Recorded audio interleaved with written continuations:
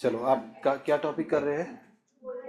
भूटिया जनजाति के सामाजिक जीवन, है ना। और कल आपने भूटिया जनजाति की व्यापारिक प्रथाएं कर दी, ठीक है। अब आगे देखो, जिस कम्युनिटी के बारे में पढ़ रहे थे कल तक की क्लास में, जनजाति का नाम भूटिया। मैं कुछ क्वेश्चन पूछ लेता हूं तो आप बता दो। भूटियाओं के कितने वर्ग हैं हमारे राज्य में? तो आपको पता चला 5 वर्ग है, अलग अलग जिलों में निवास करते हैं, ठीक है। आप इसके बारे में पढ़ चुके हो। भूटियाओं की सामाजिक व्यवस्था में पता चला कि समाज पितृसत्तात्मक है। पितृसत्तात्मक समाज के अंदर भूटिया जनजाति का मुख्य व्यवसाय कृषि और पशुपालन नहीं है, इनका मुख्य व्यवसाय व्यापार है। व्यापार में अंतर्राष्ट्रीय व्यापार पर भूटिया ज्यादा विश्वास रखते हैं और व्यापार करने के लिए वो भारत की बाउंड्री को पार करके तिब्बत में मुख्यतया व्यापार किया करते थे। व्यापार के समय उनकी कुछ व्यापारिक प्रथाएं थी।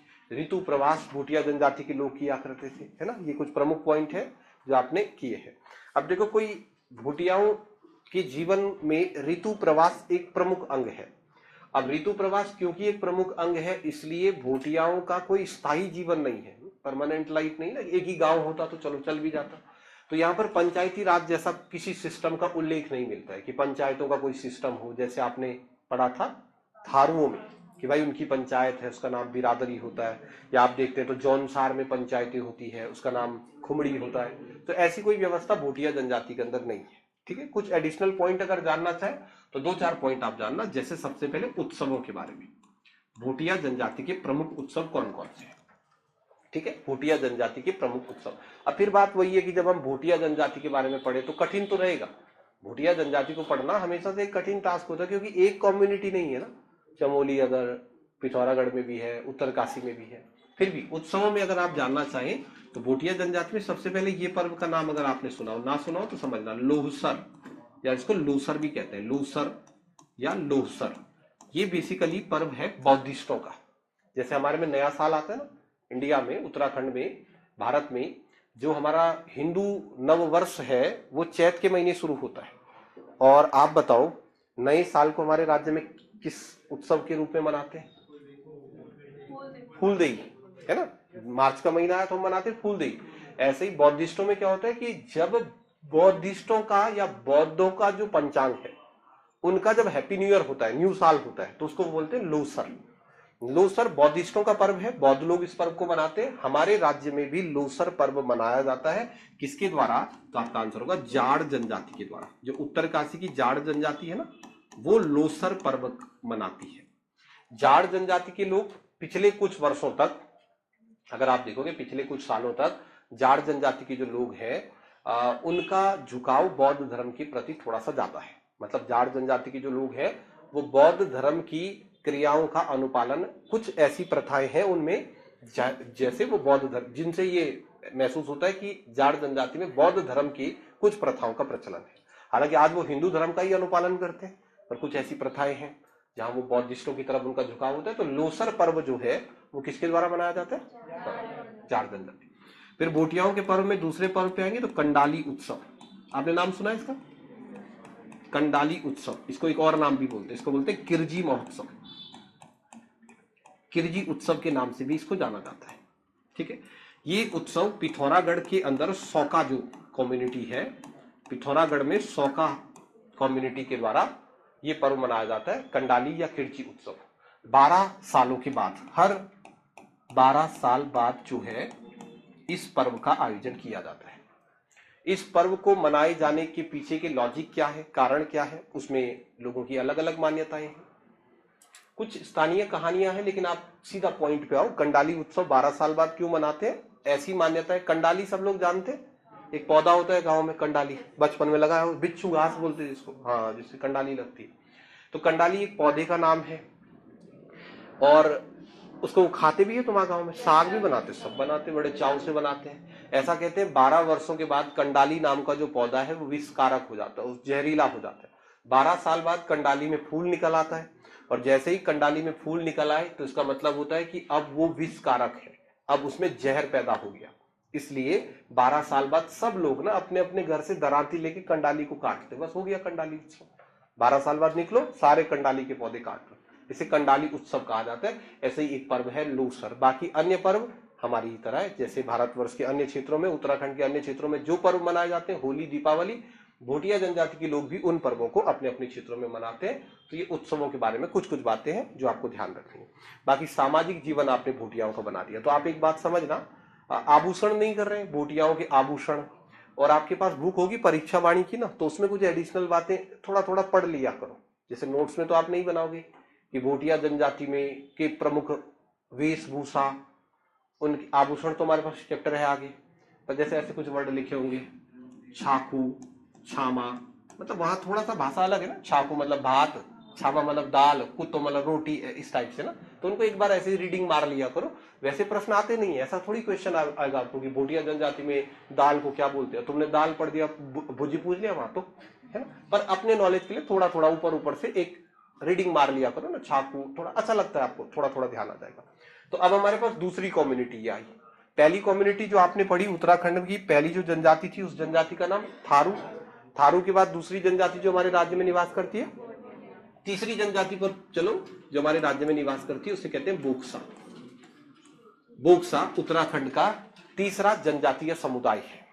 ठीक है, बोक्सा हमारे राज्य के अंदर तीसरा जो जनजातीय समुदाय है, जिन्हें जनजाति का दर्जा प्राप्त है, तीसरे नंबर पर उसमें हम लोग लेते हैं बोक्सा को।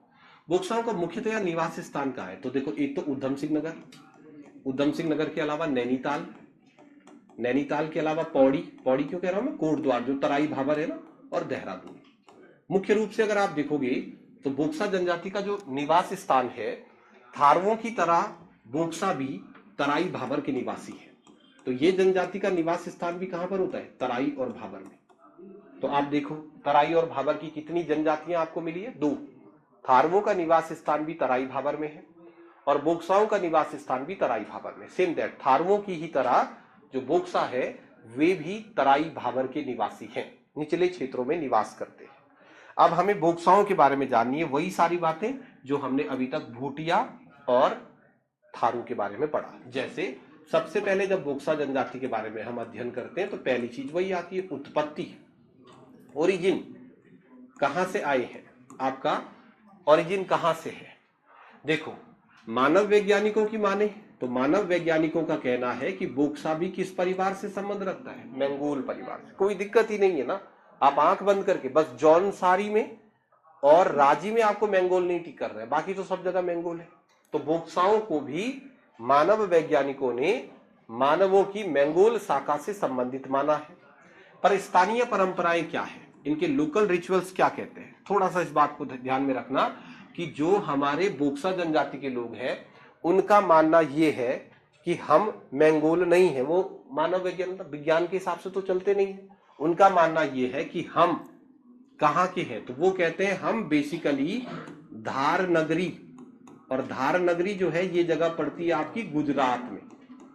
तो बोक्सा जनजाति की स्थानीय मान्यता ये है कि हम गुजरात की धार नगरी के परमार वंशी राजाओं के वंशज हैं।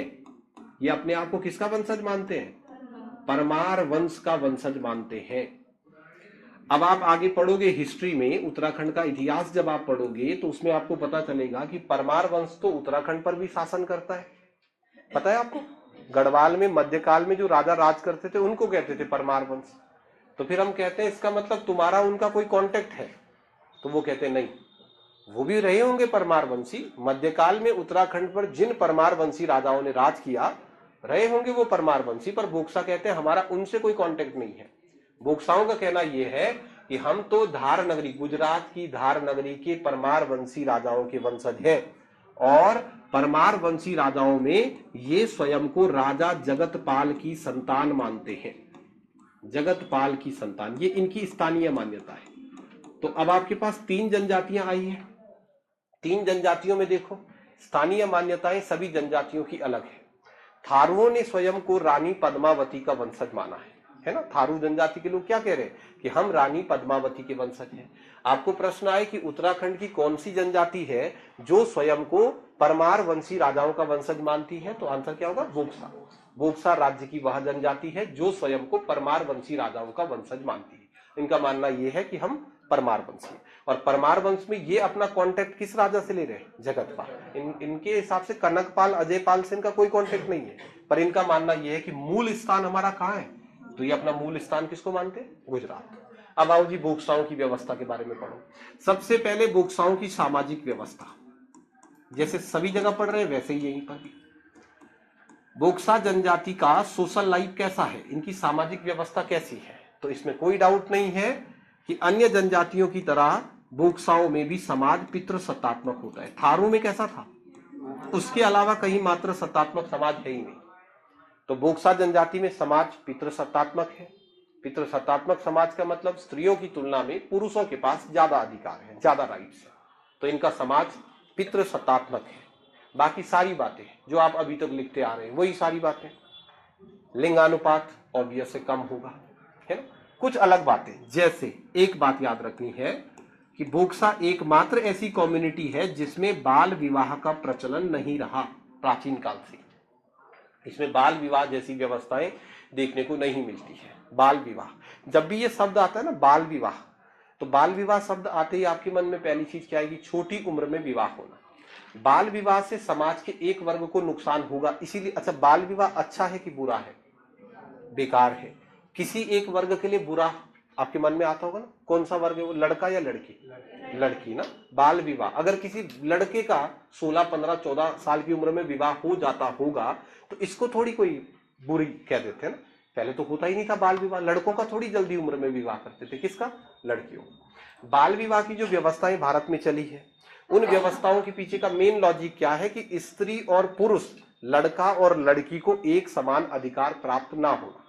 तो हमारे समाज में प्राचीन काल में क्या था कि लड़कियों को ना घर वाले के हिसाब से बोझ समझते थे कि लड़की तो बोझ है, इससे तो दूसरे घर जाना है। लड़का और लड़की को इक्वल राइट्स थे नहीं। आप सोचो आज से 500, 600, 700 साल पहले चले जाए तो उस टाइम पीरियड में जो समाज था उसकी थिंकिंग कैसी थी, उसकी मानसिकता कैसी थी? वो ये सोच के चल रहा है कि लड़के को कल के दिन कुछ ना कुछ करना है इन फ्यूचर, पर लड़की को तो दूसरे घर जाना है। इसलिए एक पिता बहुत जल्दी ये कोशिश कर लेता कि जब जाना इसमें दूसरे घर ही है ना तो जल्दी भेज दो इसको। जब तेरा घर उधर जा बेटा तो जल्दी जा ना, मतलब यहाँ क्या रह रही, फिर घर तेरा उधर है, तो जल्दी से वो विवाह कर लेते थे। बोक्साओं में इसके जस्ट उल्टा सिस्टम है। बोक्सा जनजाति के अंदर बालक और बालिका, स्त्री और पुरुष दोनों के पास इक्वल राइट्स है। लगभग लड़का और लड़की को पिता ने समान अधिकार दिए। मान लो कोई व्यक्ति है बोक्सा जनजाति का और उसकी दुकान है, मान लो उसकी दुकान है, तो यहां पर क्या होगा कि जैसे पिताजी मान लो दुकान पे सुबह 7 बजे से बैठे 10 बजे तक, 10 बजे पिताजी कहीं चले गए, 10 बजे से उन्होंने ड्यूटी लगाई, 10 से 2 लड़का बैठेगा। तो अब वो इस चीज में नहीं हिचकिचाते थे कि 2 बजे से लेकर 5 बजे तक लड़की बैठे। तो लड़की जो है वो अपने पिता के कार्यों में लड़के की तरह ही बराबर हाथ बंटवाती थी। इसलिए पिताजी को किस चीज की दिक्कत है, अभी क्या जल्दी है, तो वो जल्दी से विवाह नहीं करते थे। तो इसलिए बाल विवाह की प्रथा प्राचीन काल से ही बोक्सा जनजाति में नहीं देखने को मिलती है। दूसरा, बहु विवाह जैसी प्रथाएं इस जनजाति में नहीं देखने को मिलती। बहु विवाह, एक व्यक्ति बहुत सारी शादी कर दे, मतलब भूटिया की तरह ही जो बोक्सा जनजाति के लोग हैं वहां पर भी एक पत्नी प्रथा का सिद्धांत चलता है कि एक ही पत्नी हो। हाँ, उसकी मृत्यु हो जाए तो दूसरा विवाह कर लो, अदरवाइज यहां पर बहु विवाह प्रथा प्रचलन में नहीं होती है। ठीक है, बाल विवाह का प्रचलन नहीं था, बहु विवाह की प्रथा प्रचलन में नहीं थी। समाज किस प्रकार का होता है? पितृसत्तात्मक। लिंगानुपात कम होगा कि ज्यादा? आप आइडिया लगा सकते हैं कैसा? कम, क्योंकि लिंगानुपात तो भारतवर्ष में प्राचीन काल में आप किसी भी जनजाति के बारे में अध्ययन करेंगे तो आपको देखने को मिलेगा कि लिंगानुपात अधिकांशतया ट्राइब्स में क्या पूरे इंडिया में ही लिंगानुपात जो है वो हमेशा बहुत ज्यादा नहीं रहा है, तो लिंगानुपात कम था। लिंगानुपात कम होगा किसी समाज का तो उसका प्रभाव किस पर पड़ेगा? भाई विवाह पर पड़ेगा। जब शादियां होंगी तो उस समय ये जो कम लिंगानुपात वाली व्यवस्थाएं हैं ये आपको थोड़ा प्रॉब्लम में डालेंगी। और जब आप पढ़ रहे हैं थारुओं के बारे में, बोक्सा के बारे में, तो बोक्साओं के विवाह थोड़ा सा यूनिक है, इनको आप समझना। अब इस पॉइंट से समझो, लिंगानुपात कम है। लिंगानुपात कम है इसका मतलब गांव में लड़कियों की संख्या है कम और लड़कों की संख्या है ज्यादा। नियम फिर से वही आ गया थारू वाला, आप अपनी कम्युनिटी से बाहर जाकर के विवाह नहीं कर सकते। तो मान लो एक गांव है तो उस गांव में लड़कियों की संख्या अगर 300 है, वही पुरानी कहानी, तो लड़कों की संख्या 1000। तो प्रॉफिट में कौन होगा विवाह के मामले में? लड़कियां। 300 है, सबकी हो जाएगी शादी, कुछ भी करो, इन 300 की होनी ही होनी है। इधर किधर से भी कान पकड़, 700 की नहीं होनी है भाई, 700 की नहीं होनी है, यहाँ 300 की शादी होगी ना। कौन से 300 की? जो सबसे बेस्ट 300 होगी। सबसे बेस्ट जो 300 होंगे ना उन्हीं की शादी होगी। लिंगानुपात कम होगा तो इस प्रकार का प्रभाव तो पड़ेगा ही पड़ेगा ना। अभी भी हमारे देश का लिंगानुपात कम है, 943 है, तो किसको ज्यादा मेहनत करनी पड़ती, तुमको लड़का को कि लड़की को? करना पड़ता है ना। लड़कियों का नहीं है मतलब इतना दिक्कत, कोई दिक्कत नहीं है, तुमको तो नौकरी चाहिए ही चाहिए ना भाई, नहीं मिलेगी तो क्यों करा सरकारी नौकरी की तैयारी? शादी तो है ना अल्टीमेट गोल, मतलब बोल तो कुछ भी ले पर है तो वही अल्टीमेट गोल। क्या है उद्देश्य, क्या है ब्योई, तो और कुछ नहीं भाई ना। ऐसा ऐसा कुछ भी करो, सफलता सफलता ऐसे ही बोलते हैं उसको, है ना, ऐसे ही बोलने वाली बात है। क्यों सरकारी नौकरी क्यों चाहिए तुम्हें, जीवन में कुछ बड़ा क्यों करना है? गुरुजी अच्छी लड़की मिल जाए, अच्छा विवाह हो जाए, अच्छा रिश्ता मिल जाए, है ना। क्योंकि यदि शादी नहीं, यदि आपके पास नौकरी नहीं होगी, सफलता नहीं होगी, तो फिर तुम्हारा जीवन थोड़ा कठिन हो सकता है, क्योंकि लिंगानुपात कम है, 943 पर 1000 पुरुषों पर महिलाओं की संख्या 943। तो यहां तो और कम है लिंगानुपात, देखो 1000 पे 3000 है, 300 है। तो ऐसी स्थिति में लड़के वाले जो है वो थोड़ा सा डाउन तो चलेंगे ही चलेंगे। तो पहली चीज क्या होगी कि लड़का जब विवाह करेगा तो विवाह के समय लड़के वालों को लड़की वालों को पैसा देना पड़ेगा, दहेज देना पड़ेगा। कौन देगा दहेज? लड़का वाले देंगे दहेज किसको? लड़की। आज कौन देता है दहेज किसको? सब नहीं देते, सब थोड़े ही देते। मेरे दोस्त की शादी हुई, पूरा उदाहरण समझो, अभी कुछ दिन पहले मेरे दोस्त की शादी हुई, करता क्या है? कुछ नहीं। देखो लड़का करता क्या है? कुछ नहीं। हमारी क्लास में पढ़ाई करता था, कुछ साल तक ऐसे ही जॉब वॉब करने इधर उधर भटकते रहा, कुछ नहीं करता मतलब। अभी उसकी शादी का रिश्ता तय हुआ, तो दो है उसकी टीम में, एक तरफ लड़की एक तरफ लड़का। मैं इसके साथ मिलने गया, मतलब पहली बार जब ये लड़की से मिला विला होगा, तो ये मेरे को कुछ दिन पहले अपने साथ लेके गया। तो इसकी जो होने वाली वाइफ थी, अब तो हो गई, तो इसकी जो होने वाली वाइफ थी ये उससे मिल रहा था। मतलब मैंने बड़ा अजीब सा सिस्टम देखा इसका। मार्केट में ये लड़की चल रही है ना, तो ये भाई इसके पीछे पीछे इसका बैग उठा के चलते जा रहा है। ये कुछ भी बोल देना, इसने ना बोला ही नहीं, इस भाई ने ना बोला ही नहीं किसी चीज, ये कुछ भी कह दे वही सत्य है, अंतिम सत्य है। ये हाथ जोड़ के खड़ा था, कुछ जो ऐसा कह दे वैसा का वैसा। अब सुनो, जब विवाह हुआ ना, शादी हुई, तो शादी के समय ये जो लड़की वाले हैं, इन्होंने लड़के वालों को क्या दिया? कुछ भी नहीं दिया।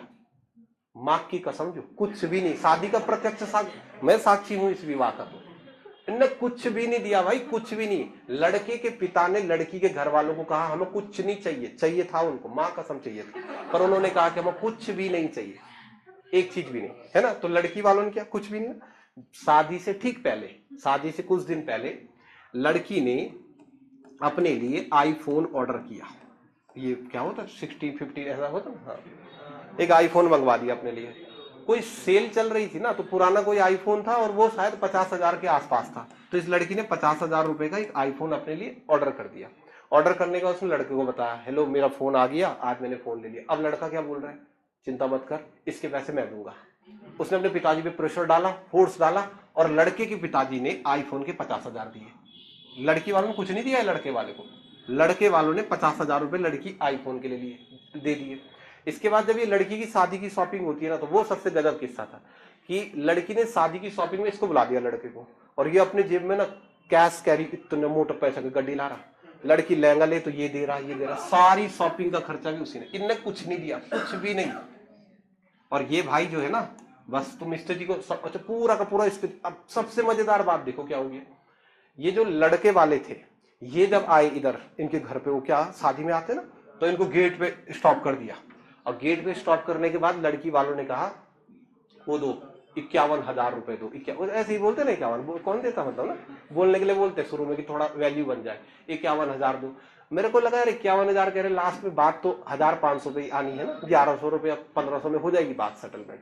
लेकिन वो झुके ही नहीं, झुके ही नहीं।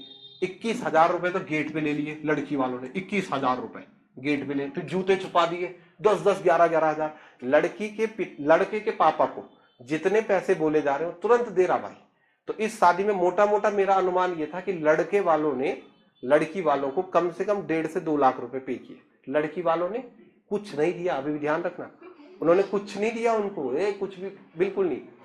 फिर लड़की की जब विदाई हुई, लड़की की विदाई के समय लड़की अकेले गई भाई, अकेले सिंगल, उसको गाड़ी में बैठा, चल, और चलो कोई दिक्कत नहीं। और फिर ये पहुंचे लड़के के घर पे, इसके घर पे पहुंचे। इसके घर पे पहुंचते वहां एक पंडित जी था, और उस पंडित जी ने कहा कि लड़की का भाई कहाँ है, आगे आ जाए। तो लड़की ने, उन्होंने कहा भाई वो कुछ है ही नहीं इधर, और मैं पीछे खड़ा था। मेरे पीछे खड़े होते ही फिर इसने कह दिया, लड़का मेरे दोस्त से, भाई तू ही बन जा थोड़ी देर। मैं बोला इसमें क्या दिक्कत है, तो मैं खड़ा हो गया। मैं बोला सर मैं हूँ। अब उसने कहा जो लड़की का भाई है वो 2100 रुपए दो बार, यहाँ उधर भी होता ना गेट कटिंग, लड़की का भाई 2100 रुपए दो। अब बेइज्जती हो गई ना, अब मैं ऐसा भी नहीं बोल सकता कि तो बस 2100 दिए लड़की वालों। और ये लड़की भाई मैं जान नहीं पहचान नहीं, ये मेरे को कह रही दे बल। अब कौन तू, कहाँ की, क्या कह रही, दो 2100 रुपए। तो इस शादी में ना लड़की वालों की तरफ से सिर्फ और सिर्फ 2100 रुपए गए लड़के वालों को, और वो भी मैंने दी, है ना। तो अगर मैं आपसे पूछूं कि इस विवाह में दहेज किसने किसको दिया, लड़का वालों ने। क्यों क्यों? क्योंकि ये खत्म है, खत्म, कुछ नहीं करता भाई, खत्म, बेरोजगार है, खत्म।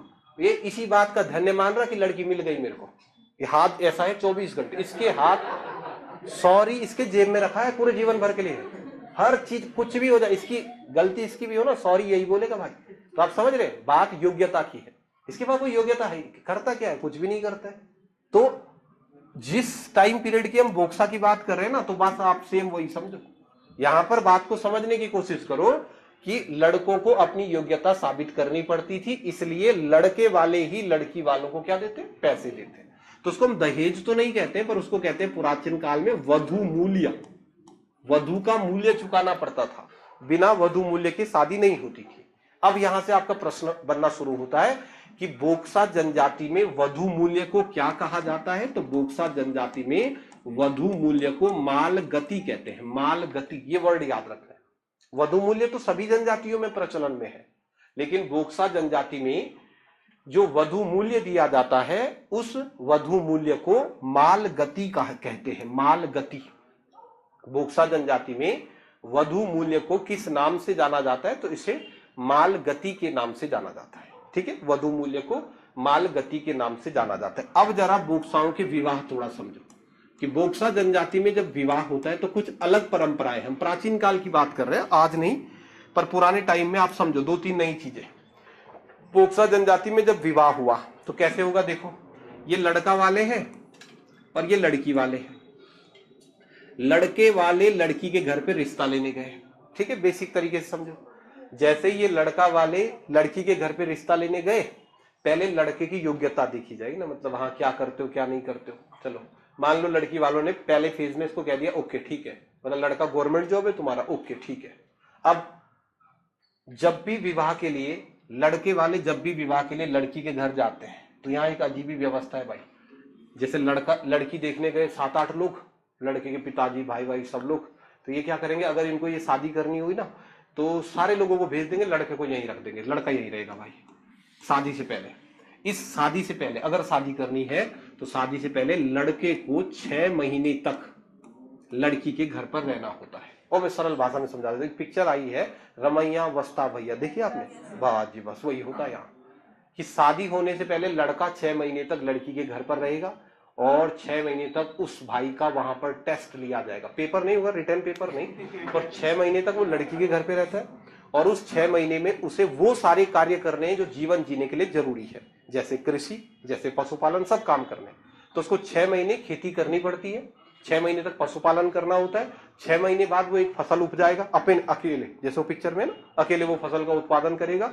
यदि वो फसल का उत्पादन करता है उसके बाद उसको एक लकड़ी का घर खुद से बनाना है, अपने आप से एक लकड़ी का घर बनाना है। यदि वो इन सभी परीक्षाओं में पास हो गया तो लड़की वाले उसे शादी के लिए हाँ करते हैं, अदरवाइज नेक्स्ट, अगला आओ भाई जाओ, ये भी ठीक है नहीं, अपना काम कराते रहो, जाओ आओ जाओ।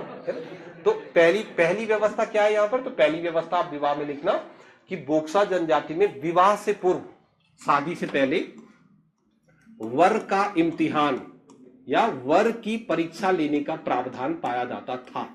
एक तो टेस्ट होता था, विक्की बोला ध्यान से करना, किधर चला तो बोक्सा में मत जाना, टेस्ट होता वहां पहले।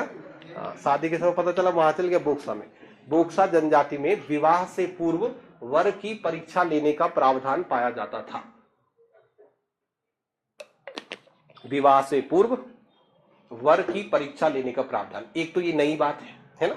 विवाह जब आप पढ़ेंगे अलग अलग जनजातियों के, तो सामाजिक व्यवस्थाओं में कुछ ना कुछ नया तो मिलेगा। तो एक ये नई बात, ऐसा नहीं होता है ना जनरली। ऐसा कहाँ होता है कि शादी हो रही है और भाई हमें शादी करनी, पहले टेस्ट दे, अब पागल है कि भाई ना, ऐसा थोड़ी 6 महीने की परीक्षा दे। तो एक ये नई बात है। कि यहाँ वर की परीक्षा लेने का प्रावधान पाया जाता है।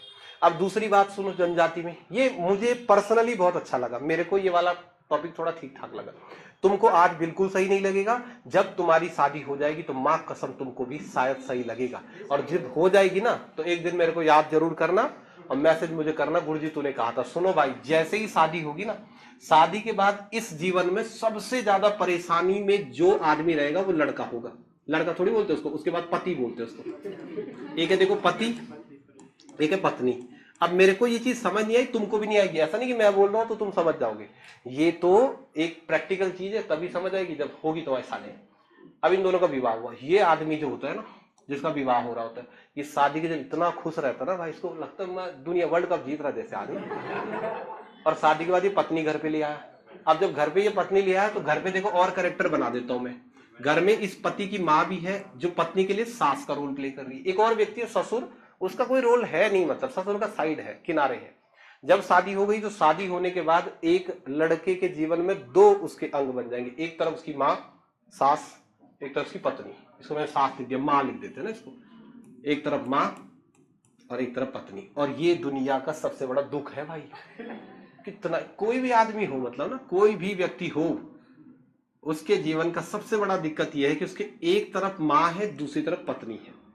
और दुनिया के सबसे समझदार लोगों के सामने भी ये समस्या एज इट इज रहेगी, रहती थी, है और रहेगी भाई हमेशा।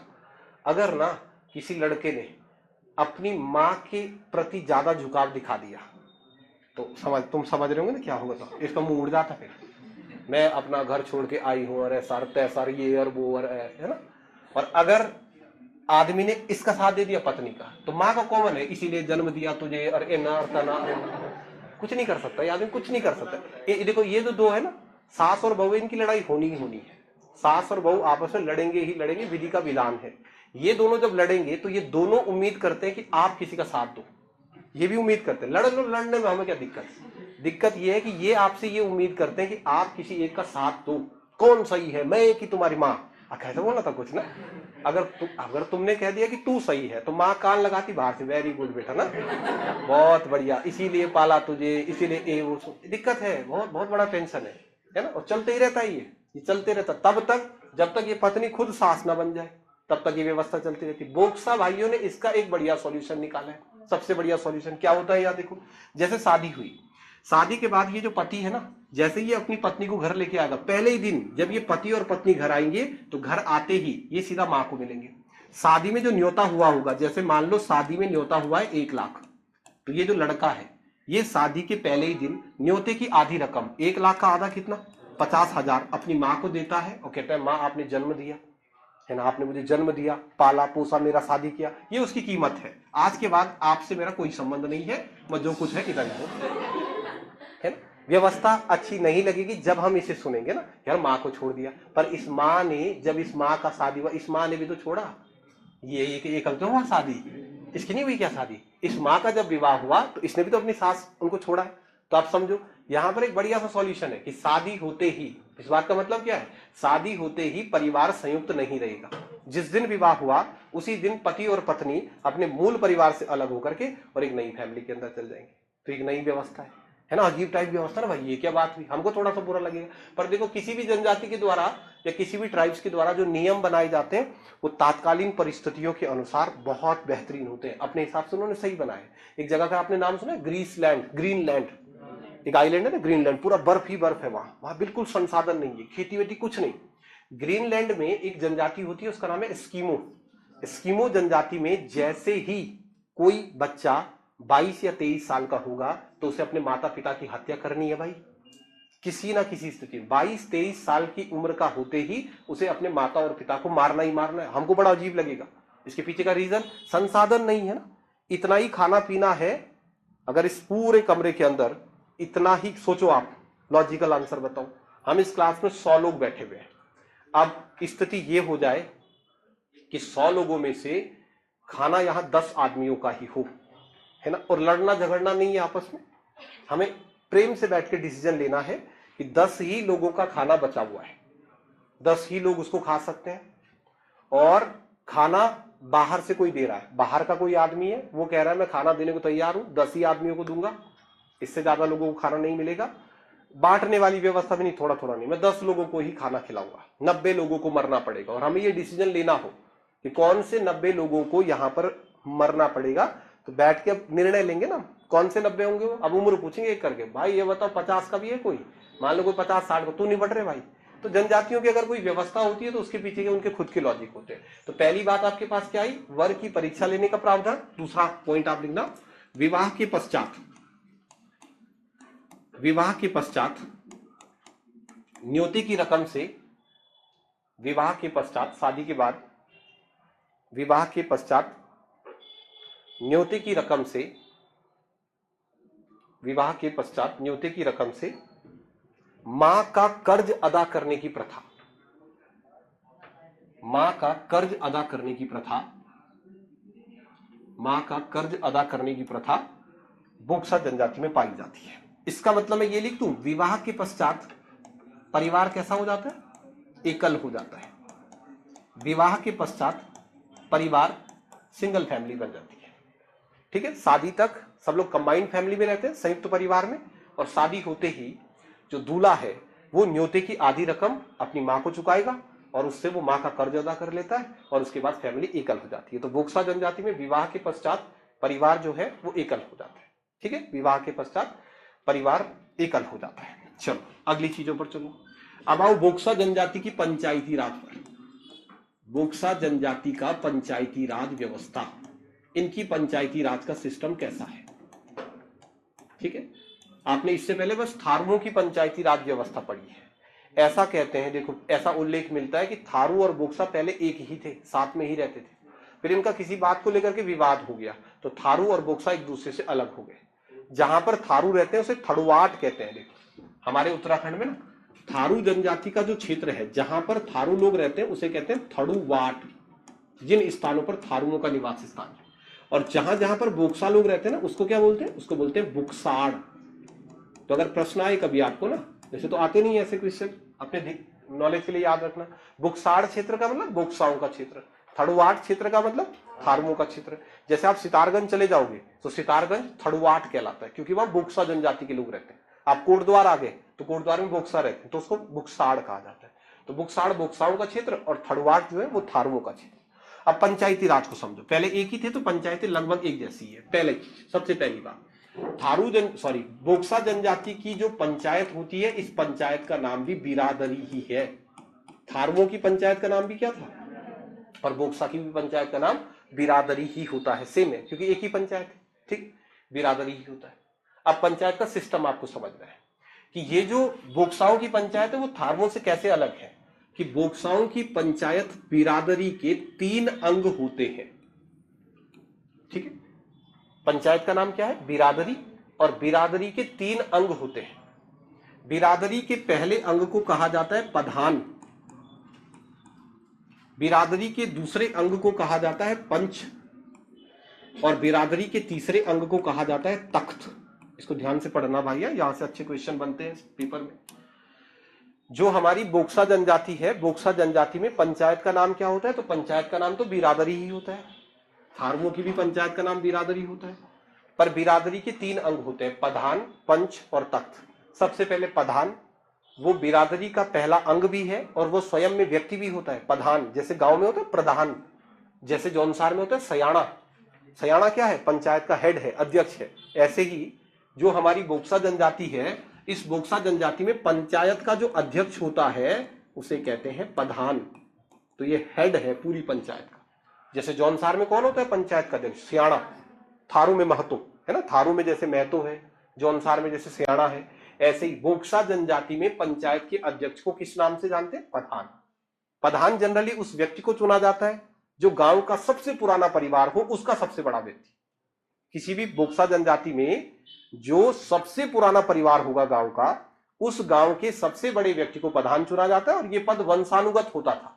प्रधान का बेटा ही प्रधान बनेगा, जैसे जौनसार में तो सियाणा का बेटा सियाणा, उसका बेटा सियाणा। ठीक है, तो प्रधान जो है वो अध्यक्ष होता है। उसके बाद कौन होता है, उसके बाद पंच होता है। पंच मतलब 5 नहीं, पंच मतलब 1 है। तो आप बेसिक तरीके से समझो कि जब भी बोक्सा जनजाति में पंचायत बुलाई जाएगी, तो पंचायत बुलाई जाएगी तो देखो एक कुर्सी यहां पे लगी और इस कुर्सी में बैठा प्रधान, एक कुर्सी यहां पे लगी, इसे बैठा पंच, एक ही आदमी होता है, 5 नहीं होते, एक ही होते, नाम है उसका पंच। तो एक प्रधान बैठा, एक पंच बैठा, 2 चेयर लग गई। फैसला जो है ना वो एक आदमी से नहीं चलेगा, फैसला सबको देना पड़ेगा, पूरी पंचायत को। तो यहाँ एक कुर्सी लगी, उसपे प्रधान बैठा, यहाँ एक कुर्सी लगी, उसपे पंच बैठा, उधर कुर्सी लगी, उधर तख्त लग गया। तख्त जानते, तख्त था पलंग, तो यहाँ तख्त लग गया। देखो यहां तख्त लग गया। तख्त में 3 लोग बैठते हैं, कुर्सियों में तो एक एक बैठते हैं। तो यहां प्रधान एक, पंच एक, और तख्त में कितने लोग बैठे हैं? 3। अब सुनो मेरी बात को, कि जब आपकी पंचायत का फैसला सुनाया जा रहा है तो किसी मामले पर इनको फैसला सुनाना है, हाँ या ना बोलना है। तो देखो प्रधान को अगर मान लो प्रधान ने कहा हाँ, प्रधान ने कह दिया हाँ, अब इसके बाद पंच से पूछेंगे आप बताओ हाँ या ना, इसने कहा हाँ, तो कितनी हाँ हो गई? 2 हाँ। तख्त के ये जो मेंबर है ये एक एक करके फैसला नहीं सुनाते, ऐसा नहीं कि इससे पूछा हाँ भाई हाँ कि ना। तख्त के ये तीनों मेंबर आपस में डिस्कशन करते हैं और तीनों डिस्कशन करके एक चीज कहते हैं, या तो हाँ या तो ना। तो अब आप ये बताओ कि अगर प्रधान ने कहा हाँ, पंच ने कहा हाँ, कितनी हाँ हो गई? और अगर तख्त ने कह दिया ना, तो कितनी ना? एक साथ 3। तो तख्त ने ना कहा तो पंचायत का फैसला ना, तख्त ने हाँ कहा तो पंचायत का फैसला ना। इसका मतलब सबसे पावरफुल संस्था कौन सी है? तो अब आपके पास पेपर में प्रश्न आए कि बोक्साओं की पंचायत का नाम क्या है, तो आप क्या कहेंगे? और अगर आपके पास प्रश्न आए बिरादरी की सबसे प्रभावशाली संस्था, बिरादरी की सबसे प्रभावशाली संस्था, सबसे पावरफुल संस्था को क्या कहते हैं? तख्त कहते हैं। बहुत ध्यान से करना, बोक्सा की पंचायत से प्रश्न बनने के चांस ठीक ठाक होते हैं। बिरादरी की सबसे प्रभावशाली संस्था को क्या कहा जाता है? तो बिरादरी की सबसे प्रभावशाली संस्था को तख्त कहा जाता है। बोक्सा जनजाति में जो पंचायतें हैं, पंचायत का नाम होता है बिरादरी। ठीक है, बिरादरी के कितने अंग हैं? सर 3। बिरादरी का पहला अंग प्रधान। बोक्सा जनजाति में पंचायतों के अध्यक्ष को क्या कहते हैं? प्रधान। एक आदमी है पंच, एक है आपका तख्त। बिरादरी की सबसे प्रभावशाली संस्था को क्या कहते हैं? तख्त। तख्त में कितने मेंबर हैं? तख्त का जो पहला मेंबर होता है इसको बोलते हैं मुंसिफ।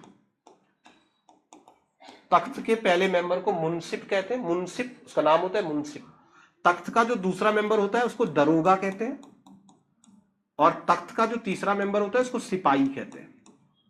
सिपाही, ठीक है, सिपाही, दरोगा, मुंसिफ, 3 लोग तख्त के मेंबर हैं। एक पंच है, एक प्रधान है, एक पंच एक प्रधान, मुंसिफ, दरोगा और सिपाही।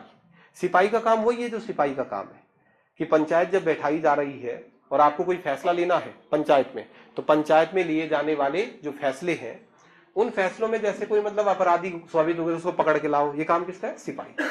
मुकदमा कौन लिखता है? तो मुकदमा दरोगा। दरोगा का काम है मुकदमा लिखना। मुंसिफ बहुत इंपॉर्टेंट आदमी है। कभी कभी क्या होता है ना, ग्रामीण समाज में आपने देखा होगा, पर्वतीय अंचल में जैसे हम पहाड़ों में रहते हैं और कभी कोई फैसला लिया जा रहा हो ना, तो कभी कभी पूरी की पूरी पंचायत ही गलत डायरेक्शन की तरफ चलने लगती है।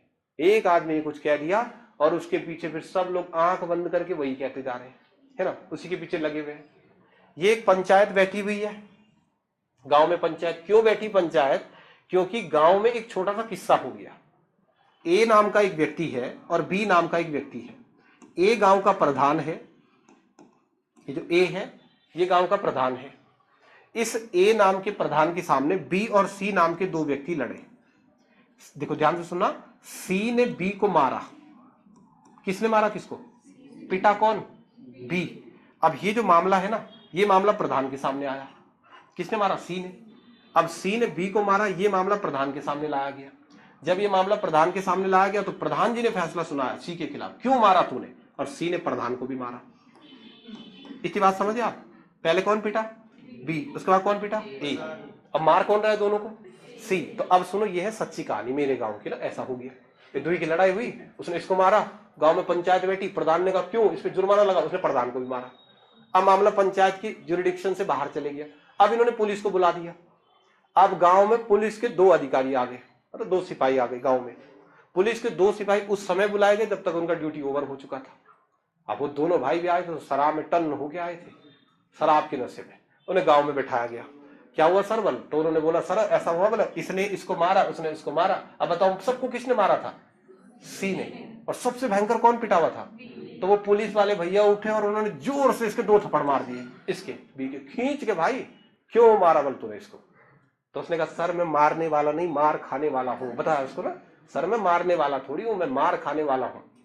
तो उन्होंने कहा कि मार खाने वाला, फिर मारने वाला कौन है? तो उन्होंने कहा मारने वाला तो ये है। तो उन्हें समझ आया नहीं। अब इसको, ये जो अपराधी था, ये भाई अपने 2 बच्चों को कंधे पे बैठ के खड़ा हो रखा। इसने कहा ले जाओ मेरे को, गिरफ्तार करो, मैं अपने 2 बच्चों भी ले जाऊं ऐसे कंधे पे। अब ये आदमी और ये आदमी यहां पर चर्चा इस बात पे करने लगे कि ये जो 2 बच्चे तूने कंधे पे उठाए, एक ही तो है तेरे, एक तो तेरे छोटे भाई का है वाला, ये वाला। तो उसने कहा छोटे भाई का बच्चा नहीं होता क्या, भतीजा नहीं होता, ये वो सो। अब भाई 3 घंटे तक डिस्कशन चला इस बात को लेकर के कि छोटे भाई का जो बेटा है, भतीजा, क्या उसे मैं अपना बेटा मानूं या ना मानूं। 3 घंटे के बाद मीटिंग खत्म हुई, सब लोग अपने अपने घर गए, किसी ने किसी को गिरफ्तार नहीं किया। देखो दिशा ही बदल गई ना।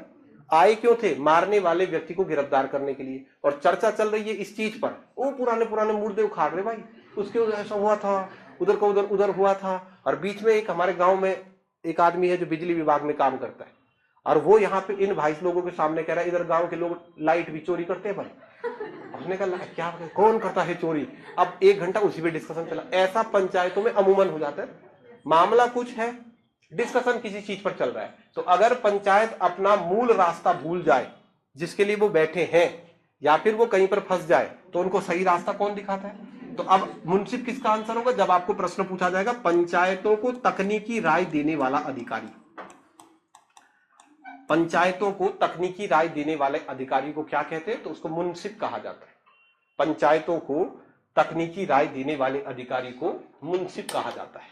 पंचायतों को तकनीकी राय देने वाला अधिकारी मुंसिफ। अब आप सामने का फ्रेम देखो, मैं प्रश्न पूछ रहा हूं, आप प्रश्न देख के आंसर बताओ। बेसिक क्वेश्चन है। पहला आपसे क्वेश्चन पूछा गया कि जो हमारे पास जनजाति है, इस जनजाति का नाम है बोक्सा। बोक्सा जनजाति की पंचायत का नाम बोल दोगे? बिरादरी। बोक्साओं की पंचायत बिरादरी में कुल कितने सदस्य होते हैं? 1, 2 और 3, 5। तो कुल कितने सदस्य होते हैं? तो बिरादरी कितने सदस्यीय पंचायत होती है? 5 सदस्यीय पंचायत, इसमें 5 सदस्य होते हैं। बिरादरी का अध्यक्ष कौन होता है? प्रधान। बिरादरी की सबसे प्रभावशाली संस्था? तख्त के सदस्य कितने? तख्त का कौन सा सदस्य पंचायतों को तकनीकी राय देता है? मुंसिफ। मुंसिफ पंचायतों को तकनीकी राय प्रदान करता है, पर अध्यक्ष कौन होता है? तो प्रधानों का ये जो शासन चला बोक्साओं में, इसे कहते हैं प्रधानचारी शासन। प्रधान का शासन था ना, प्रधानचारी शासन। वंशानुगत व्यवस्था थी, गांव का एक प्रधान होता था और वो प्रधान ही पंचायत में हेड होता था, अध्यक्ष होता था। अब आपको ध्यान रखना है कि बोक्सा जनजाति में प्रधानचारी शासन को 1979 में समाप्त किया गया। 1979 में बोक्सा जनजाति से प्रधानचारी सिस्टम समाप्त हुआ। जैसे जौनसार से हुआ ना सयाणचारी 1953 में। अब सयाणा है तो गांव में, पर पावर नहीं, तो उसकी पावर सरकार ने छीन ली। ऐसे ही जो बोक्सा जनजाति है, इस बोक्सा जनजाति में प्रधानचारी सिस्टम को, प्रधानचारी शासन व्यवस्था को कब समाप्त किया गया? 1979 में। 1979 में जो प्रधानचारी शासन व्यवस्था है उसे बोक्सा सिस्टम से खत्म कर दिया। ठीक, चलो अब कुछ अन्य फैक्टों पर चलो। बोक्सा जनजाति के बारे में कुछ महत्वपूर्ण तथ्य हैं जो आपको परीक्षा में पूछे जाते हैं। पहला तथ्य ध्यान से सुनना, मैं आपसे पूछूंगा कि बोक्सा जनजाति जो है, इसे जनजाति का दर्जा कब मिला? क्या बोलोगे? 1967 में। बोक्सा जनजाति जो है, इसे जनजाति का दर्जा दिया गया 1967 में। तो अकेले बोक्सा को थोड़ा ही मिला है, 5 और लोग हैं ना, मतलब टोटल 5 है जिनको जनजाति का दर्जा दिया गया। मैं आपसे प्रश्न पूछता हूं कि किसी कम्युनिटी को जनजाति का दर्जा सरकार क्यों देती है? किसी को भी जनजाति का दर्जा क्यों दिया जाता है? ताकि उसे समाज की मुख्य धारा से जोड़ा जाए। जब सरकार ने देखा कि इस कम्युनिटी में शैक्षणिक और सामाजिक पिछड़ापन है, तो इन्हें समाज की मुख्य धारा से जुड़ने के लिए इन्हें ज्यादा अवसर हम दे दें, ज्यादा अपॉर्चुनिटी दे दें, ताकि ये समाज की मुख्य धारा से जुड़ जाए। तो समाज की मुख्य धारा से जुड़ने के लिए किसी कम्युनिटी को जनजाति का दर्जा दिया जाता है। जैसे मान लो कि बोक्सा को दे दिया जनजाति का दर्जा। अब जैसे ही सरकार ने किसी कम्युनिटी को जनजाति का दर्जा दे दिया, तो अब उसे अवसर भी ज्यादा मिलेंगे ना। जैसे वहां जनजातीय क्षेत्र है तो वहां के लोगों को कुछ स्पेशल राइट्स दे दिए, कुछ विशेषाधिकार दे दिए कि आप अपने रीति रिवाजों को फॉलो कर सकते हो। अन्य क्षेत्रों पर हो सकता है कि अन्य क्षेत्रों पर सरकार वहां के कानूनों पर पाबंदी लगाए, परंतु जनजातीय क्षेत्र के कानूनों पर सरकार पाबंदी नहीं लगाती। हमारे राज्य में इस साल एक कानून लागू हुआ है, यूसीसी, सुन लिया होगा अब तो सबने, यूनिफॉर्म सिविल कोड। और यूनिफॉर्म सिविल कोड के अनुसार हमारे राज्य के अंदर निवास करने वाला कोई भी व्यक्ति होगा उसके लिए सिविल संहिताएं भी समान है, एक समान। लेकिन आपको पता है यूसीसी की कोई भी धारा जनजातीय क्षेत्र पर लागू नहीं होगी। इस कानून में जो कुछ लिखा हुआ है ना वो जौनसार, थारू, बोक्सा, राजी और भोटिया के लिए अप्लाई नहीं होगा, अन्य क्षेत्रों पर लागू होगा। क्यों? क्योंकि भैया हमारे पास जनजाति का दर्जा है ना, हम अपनी कला संस्कृति को अपने अनुसार चलाएंगे और अपनी कला संस्कृति को बचाने के लिए हमें जनजाति का दर्जा मिला तो हम अपने कल्चर के अकॉर्डिंग चलेंगे। तो ये जनजाति का पावर होता है। फिर सरकार क्या करती है, जनजातीय क्षेत्रों में विशेष अवसर प्रदान करती है। जैसे सरकारी नौकरी में जनजातीय क्षेत्र के लोगों को आरक्षण प्रदान कर दो, वहां पर नए स्कूल खोल दो, हॉस्पिटल खोल दो, विकास करो वहां का। लेकिन समस्या तब आती है जब सरकार ने उसे जनजाति का दर्जा दे दिया, खूब सारे अवसर, एक गांव है, सरकार ने उस गांव को जनजातीय गांव घोषित किया। अब गवर्नमेंट ने क्या किया, वहां एक स्कूल खोला, वहां एक हॉस्पिटल खोला, पर उस गांव के जो लोग हैं ना वो स्कूल जा ही नहीं रहे। अब गवर्नमेंट क्या करेगी, एक गांव में सरकार ने स्कूल खोल दिया ताकि आपके लिए शिक्षा की व्यवस्था हो जाए और इस गांव के लोग स्कूल जा ही नहीं रहे। अब दिक्कत है ना, सरकार ने इस गांव के बाहर एक हॉस्पिटल खोला लेकिन इस गांव के लोग जा ही नहीं रहे हॉस्पिटल। हम नहीं जा रहे हॉस्पिटल। हमारे गांव में एक बॉडी जानते तुम, ताई को सांप ने खा दिया जंगल में, और सांप ने खाने के बाद स्पष्ट दिखाई दे रहा था कि सांप बहुत जहरीला है, बहुत तेजी से उनको नशा लग रहा था। उनको उधर गांव से पकड़ के ले गए नीचे गांव में। मैं गांव में ही था उस दिन और मैंने उनके बेटे को कहा भाई जल्दी से एम्बुलेंस बुला। उन्होंने कहा बुला देंगे एम्बुलेंस, पहले भरतू है ये गांव में, भरतू चाचा के पास चलो बना। अब भरतू चाचा क्या करता है, सांप का जहर निकालता है। और फिर गए, मैं देखना चाह रहा था सच में, मैं बहुत जिद किया उसको, लेकिन लास्ट डिसीजन तो उसी का होगा ना। तो गए फिर भरतू चाचा के पास, और वो भरतू चाचा क्या कर रहे हैं कि इनके घर से कोई आ जाओ, इसके ऐसा एक थाली लिया, इस थाली के अंदर मान लो ये थाली है, इसमें इसने कागज डाला, उस पर आग जलाई और आग जलाने के बाद उसके बेटे के पीठ पे चिपका दी इसको। और लोगों ने बोले ये ऐसा होता, कोई भी चिपका देगा, तुम भी चिपकाना घर में, ऐसे गिलास लेना और उसमें थोड़ा आग जगाना, आग जगाओगे लो प्रेशर बनेगा, ऐसा चिपकाना, यहीं पे चिपक जाता। तो लोगों ने कहा बेटा, उसने कहा हाँ जहर तो है। उसके बाद छोटे छोटे पत्थर लेके ना उसके ऐसे टक टक मार रहा, और स्त्री की हालत ये कि लगभग वो मरने वाली थी। बहुत बगावतों के बाद मैंने कहा भाई बाद में कर लेना ना ये सिस्टम। तो वो जब उसे जिला मुख्यालय ले गए तो जिला मुख्यालय वालों ने कहा जहर इतना फैल चुका है कि हम एंटीडोज दे तो देते हैं, लेकिन आप एक काम करें एम्स लेके चले जाओ। कम से कम 20 या 25 दिन बाद उस स्त्री को होश आया, है ना। किसी ने भी पूरी कहानी में मुख्य आरोपी को कुछ नहीं कहा। मुख्य आरोपी भरतू था, भरतू लगा है उधर पत्थर मारने पे ना, लगा है तो मतलब ऐसा पत्थर मारने, इनका ठीक है, इनका बढ़िया है। अगर बच गया इंसान, वाह मेरे काम कर दिया, मर गया मंत्र ने काम नहीं किया, ऐसा बोल देते हैं। अगर सांप कभी कभी जहरीला नहीं होता है ना तो बच भी जाता है सामने वाला आदमी, तो कहते हैं मंत्र ने काम कर दिया। ऐसी स्थिति में क्या करोगे बताओ। गांव में हॉस्पिटल है परंतु तभी भी साथ वाला व्यक्ति उस हॉस्पिटल में जा ही नहीं रहा है। सांप काटने पर वो पहले तंत्र मंत्र का सहारा ले रहा है। तो इनको मुख्य धारा से कैसे जोड़ोगे, तो सुनना, इसके लिए गवर्नमेंट के पास एक और रास्ता है कि इस जाति को जनजाति के अलावा एक और जाति बना दो और उसको नाम देते हैं आदिम जाति। आदिम जाति का मतलब होता है आदिवासी जाति। अब 2 मिनट मेरी बात सुनो, एक होती है जनजाति और एक होती है आदिम जाति।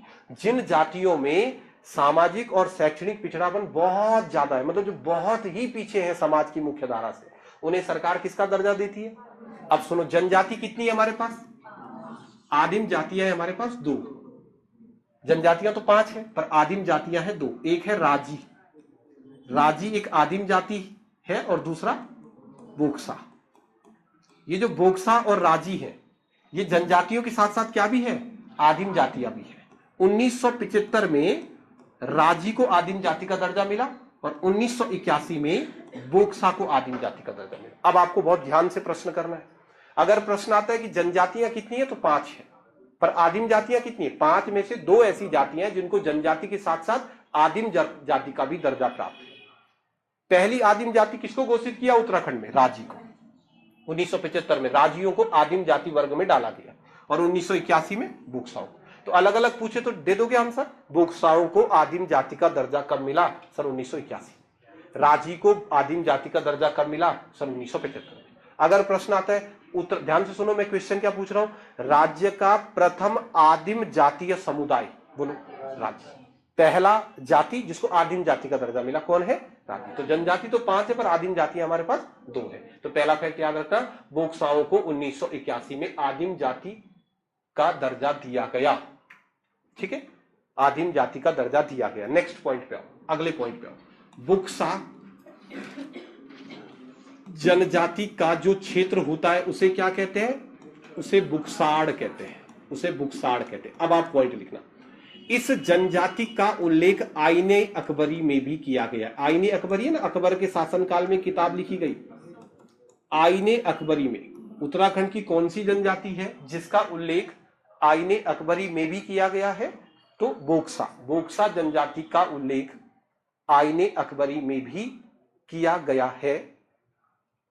आईने अकबरी में इस जनजाति का उल्लेख जो है वह आईने अकबरी में भी किया गया है। एक तो बोक्साओं को आदिम जाति का दर्जा मिला है 1981 में। दूसरा, बोक्सा जनजाति या बुक्सा जनजाति का जो क्षेत्र है, बुक्साड़ क्षेत्र, उसका उल्लेख आईने अकबरी में भी किया गया है। ठीक है, ये बात आपको याद रखते हैं। ग्राम खेड़ी देवी, ये इस देवी की पूजा करते हैं, ग्राम खेड़ी देवी। ठीक है, ग्राम खेड़ी देवी, ग्राम खेड़ी देवी, ये इनके लोक पूजित देवता है। हर वर्ग के होते हैं ना, हर कम्युनिटी के अपने अपने लोक पूजित देवता होते हैं, तो ये ग्राम खेड़ी देवी की पूजा करते हैं। काशीपुर में एक मेला लगता है, चैती मेला, ये इनका प्रमुख पर्व है। काशीपुर का चैती मेला ये बुक्साओं का एक प्रमुख पर्व है। अब क्योंकि ये आदिम जातीय समुदाय है तो बहुत ज्यादा व्यवस्थाएं इनके समाज में देखने को नहीं मिलती, बहुत ज्यादा कुछ अलग व्यवस्थाएं नहीं होंगी। लेकिन आप समझ रहे होंगे ना कि बोक्सा से अगर प्रश्न आता है तो इंपॉर्टेंट चीज क्या है? उनकी पंचायती राज व्यवस्था। पंचायती राज व्यवस्था के अलावा उनके सामाजिक जीवन, जैसे विवाह के कुछ नियम है जो थोड़ा सा अलग है, इनको आप एक बार पढ़ो। फिर हमारे पास दो ही कम्युनिटी बचती है, जौनसारी और राठी। चलो कल करते हैं फिर आगे।